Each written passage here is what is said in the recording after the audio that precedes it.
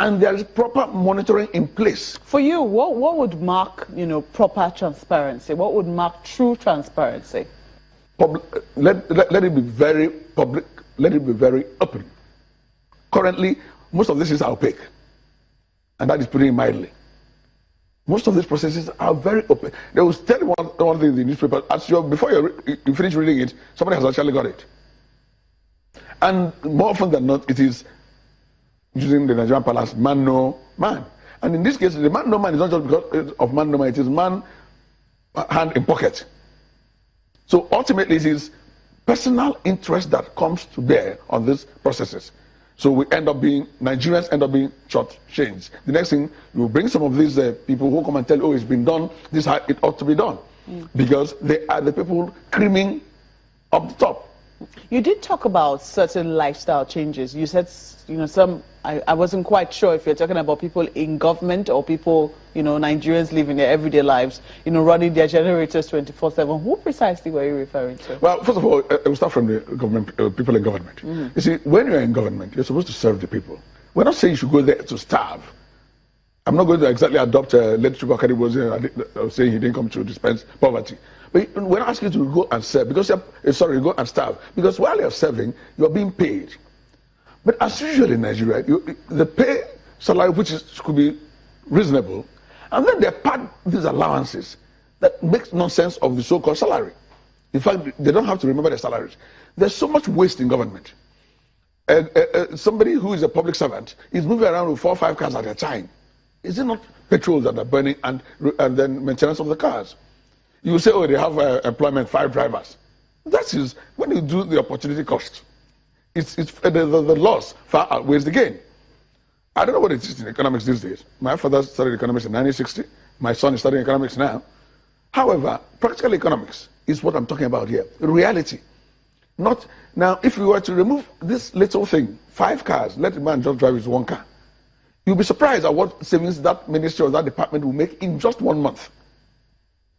Now, the generators. Why should there be generators actually in some government offices, in fact, government offices?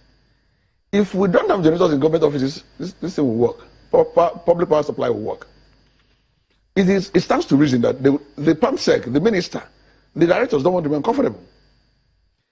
So they will make sure that things work for their comfort. But for as long as they can have their 1,000 kVA generators and supply, and diesel is supplied, which is also another massive, I wouldn't want to call it fraud, but another massive business, supplying diesel to government institutions.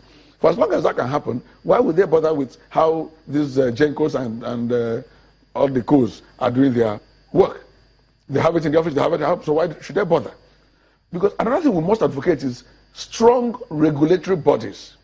But then aren't we going to be in a fix? Because we do know that power is not exactly constant right now.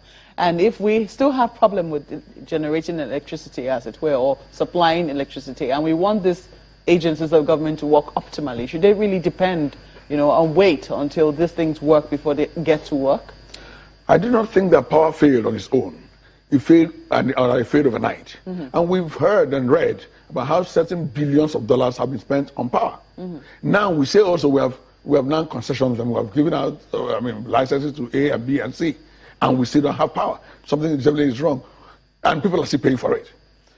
That's what I'm saying. Those who are in charge do not feel the pinch because they have generators to fall back on. If the generators are not there for them to fall back on, they will ensure that the public power supply works. That is for that. But that's not even the only thing we're talking about. That's not the only waste we're talking about. We're talking about diversity. Nigeria has always had diversified economy. We tend to misuse words. What is that? Is it because Nigeria earns most of its money from oil that we say we have a mono economy? It's not. Agriculture has always been there. Agriculture has always been there. But the thing is, the system is skewed against the farmer. It's skewed against agriculture. In fact, Nigeria's system is skewed against somebody who wants to use his brain or use his hands. Unless you're using your brain on negative things, you will have, the system is skewed against you. The farmers are there. Roads are not constructed to where they can actually take out their produce from. It's either fertilizers come in one form or the other. things are not the way they are supposed to be. Government should actually start concentrating more on regulation than on involvement. When you have some of these public utilities, because of the social need for them to be there, you now appoint those who are qualified, not qualified by having PhDs. Either because they've been tested, they can run institutions, they can run companies, they're good in corporate management.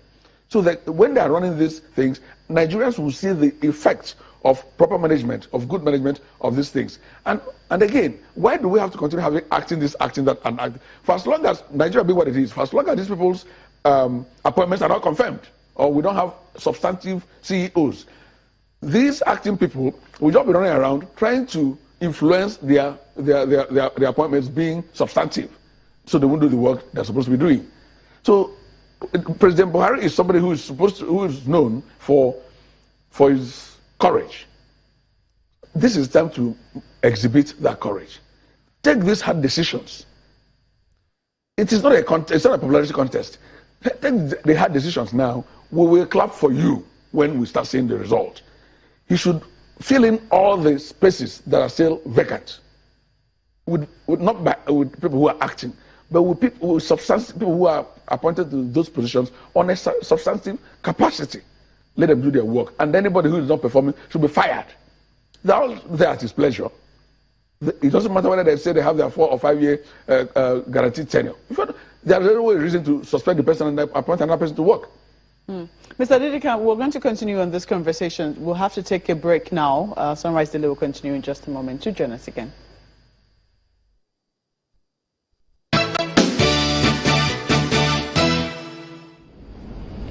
Welcome back. Well, let me get this across to Mr. Odidika. I mean, with agencies as MAN, we've got NASIMA, Abuja Chamber of Commerce and Industry, all saying sell the assets. Don't you think that at the end of the day, I mean, the naysayers' voices will be drowned with the voices of such organizations?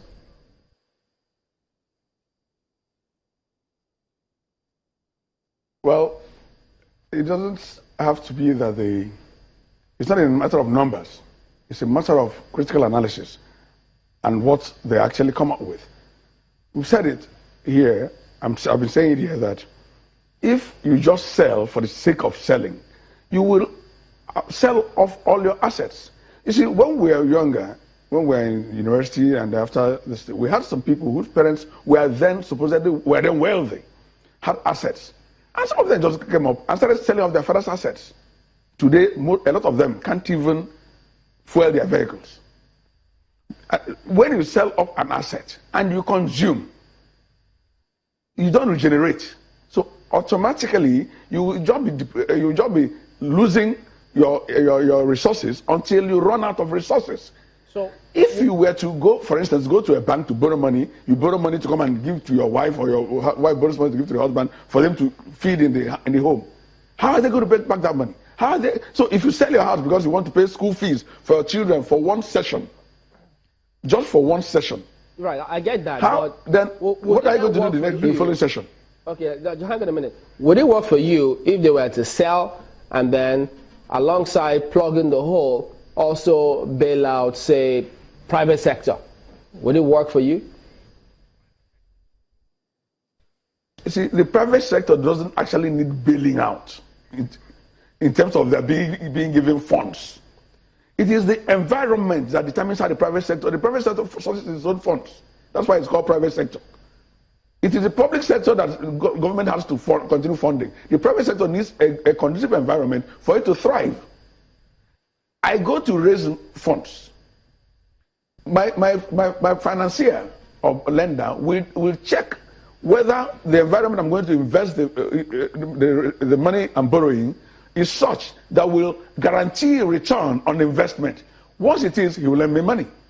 If it is not, he will not lend me. So if the government even gives me money, the money is going to be wasted because the environment is not still conducive. Mr. Odidika, if I may come in at this moment. So what you're saying is sell, but with conditions that you are not going to be selling for consumption. That is if you must sell. I'm even saying do not sell. We can generate sufficient resources in-house. This is not, it's not a 100-meter dash. This is a marathon. So you believe we can raise resources? Oh, we can raise resources in-house. Well, I would have loved to take you up on how, but we've run out of time. We must thank you so much for coming on the program. We've been speaking with Mr. Kenneth Odidika, who is a legal practitioner. Thank you again. Sunrise Daily will continue in just a moment. Well, yes, indeed, Mark, we will actually have to wrap up, draw the curtains as well today on the program. We thank you all for watching and for sending your comments as well. We'll see you tomorrow. I'm Chamberlain Uso. I'm Sulaiman Alede. Many thanks. Don't forget to send in those pictures and comments, especially those in Edo State. Thank you.